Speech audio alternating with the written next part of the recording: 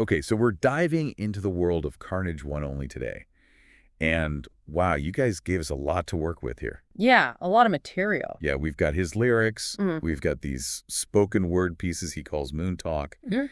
and even some analysis of his work overall. Right. It's a really interesting mix. It is. So what we're trying to do is figure out, like, what are the big themes and insights we can pull from all this stuff? Exactly. And more importantly, what does it all tell us about Carnage One Only? Hmm. Himself, his inner world, his perspective. Right, his worldview. Yeah, and to do that, we're going to have to look at the ways he expresses himself. Sometimes they're totally different. Yeah, contrasting for sure. But then we'll see some patterns emerge, hopefully some recurring things, that give us a clearer picture of who this artist really is. It's like putting together a puzzle. So You have see, all these different pieces. yeah, some of them seem like they don't even fit. Right, but as you start to connect them, you start to see the bigger picture. Okay, so you mentioned something interesting before we started recording. You were talking about how intimate these sources feel. Yeah, it's not just polished lyrics or like finished songs. Right. We have these Moon Talk recordings, which are like these raw, unedited thoughts And almost. it's like we're eavesdropping on his inner monologue. Exactly. And then you add the analysis on top of that, which tries to make sense of it all, like it's one big conversation he's having with himself. That's a perfect way to put it, this idea of an internal conversation. It's like the main thread running through all of this. And to me, the biggest part of that conversation is this sense of internal conflict everywhere. Absolutely. Like he's constantly being pulled in different directions, Right. right? Different emotions, conflicting desires, and this constant struggle to understand himself. And the analysis you gave me definitely backs that up. They point to that as like the defining characteristic of his work. It's not just one voice we're hearing. It's like Oh. all these different sides of him battling it out. And I think for anyone who wants to really get Carnage One, only recognizing that tension, that push and pull, is super important Yeah, it's the key to unlocking all the layers. to understanding the complexity. Okay, so let's talk about some of those contrasts, because they're pretty stark, right? Definitely. On the one hand, you have this really assertive, almost aggressive persona. Oh, yeah. I'm thinking of tracks like Carnage Gorilla Sample.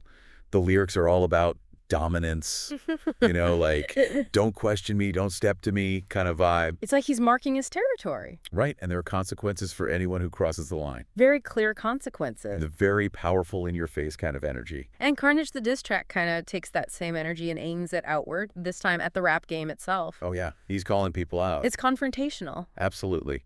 But then, and this is where it gets interesting, you have these moments of incredible vulnerability. Yeah, that's the other side of the coin. Carnage Living Proof is a good example. The lyrics are, I can't decide, don't want to choose, don't want to fight. I'm scared to lose. It's clear to see just what I'll do. I'm living proof I die for you. Wow. There's so much raw emotion there, fear, a willingness to sacrifice. It's like the opposite of that gorilla sample bravado. Right. It's a totally different side of it. And it makes you wonder, is that aggression, is that just a shield he puts up to protect this very vulnerable core? Interesting question. I mean, it's definitely a possibility. And that vulnerability pops up in other places too, like in Carnage One Only DMs, where he's talking about his past traumas, personal struggles, wanting to make his mother proud. It's very personal, very raw. Yeah, and even in Carnage One Only Clarity, there's this plea for forgiveness that feels so open and exposed. Like he's laying it all out there. Okay, so we've got this back and forth between aggression and vulnerability, Two sides of the same coin. but it doesn't stop there. The internal conflict goes deeper. We see it in the way he doubts himself versus the way he asserts his beliefs. Right. Like in Carnage Roland Sample, he's questioning everything. He feels lost, unsure. He says, please remind me why I'm lost. So can you find me death-defying still? I don't know how I loved you, but can't like me. Yeah, that line about not understanding how he loved but can't like himself, that's powerful stuff. It's like he's struggling to understand his own emotions, his own actions. And that's a recurring theme, this search for self-understanding. It's like he's digging deep, trying to figure himself out. Absolutely. And that's what makes his work so compelling. He's not afraid to show that struggle. But then you have the Moon Talk, and it's like a totally different vibe. Right. It's more reflective, almost philosophical. Yeah, he's talking about self-awareness, the importance of empathy, as above, so below.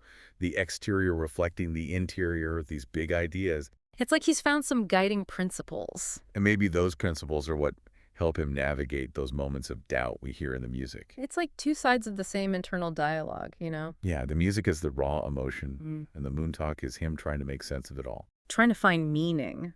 And the way he communicates is interesting, too. Sometimes it's very direct, like he's talking right to someone. Yeah, like in Gorilla Sample, he's issuing warnings. Yeah, or in DMs, he's addressing his mama Yeah. directly.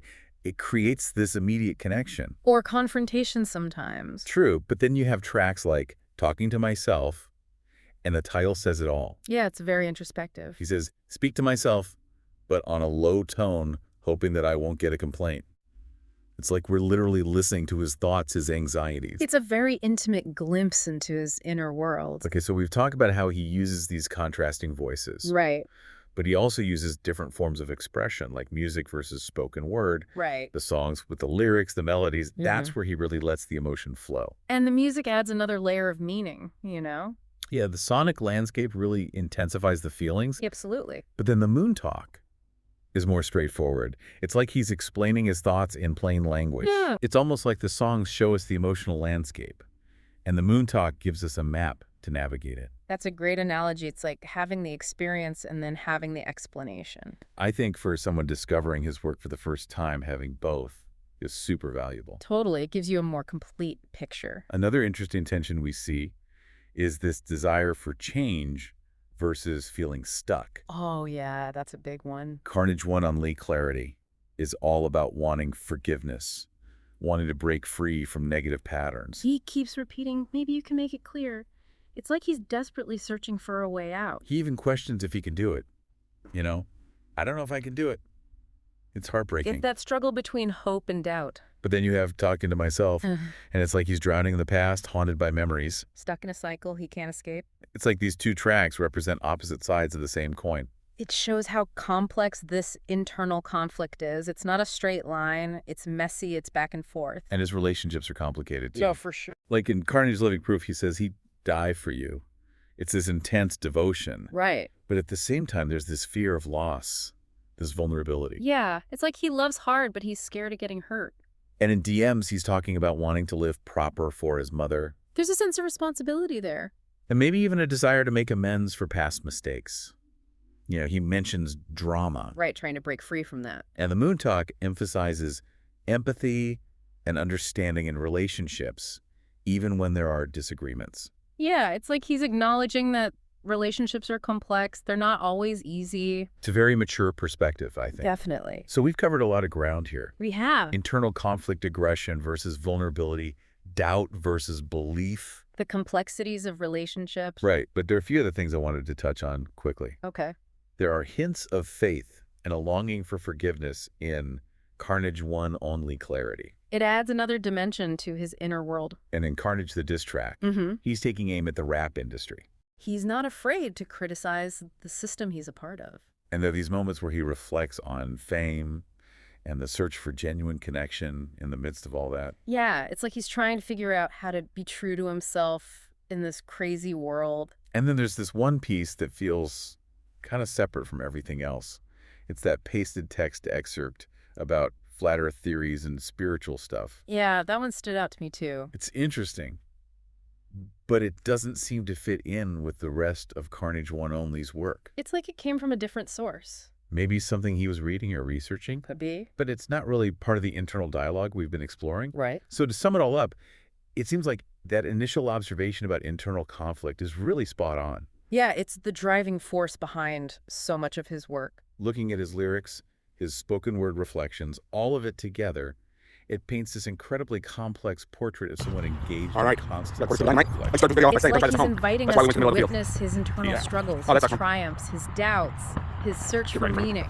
And the way he uses these contrasting voices, the shifts in tone, it's not that he's inconsistent, it's that he's human. He's multifaceted. Exactly. He's a real person with all these different sides. I think that's what makes his work so relatable, so powerful. Absolutely. It makes you think about your own internal conflicts, your own search for meaning. So as we wrap up this deep dive into Carnage 1nOnly's world, it leaves us with a big question. How do the public personas artists create intersect with their private struggles? Yeah, it's a fascinating question. And what can we learn about the human condition by paying attention to those contrasts in their creative expression. Maybe by exploring other artists who express both aggression and vulnerability, we can get closer to an answer. Yeah, maybe we can start to understand that duality a little bit better. It's definitely worth exploring. All right. Thanks for taking this deep dive with us. It's been a pleasure. Until next time. See ya.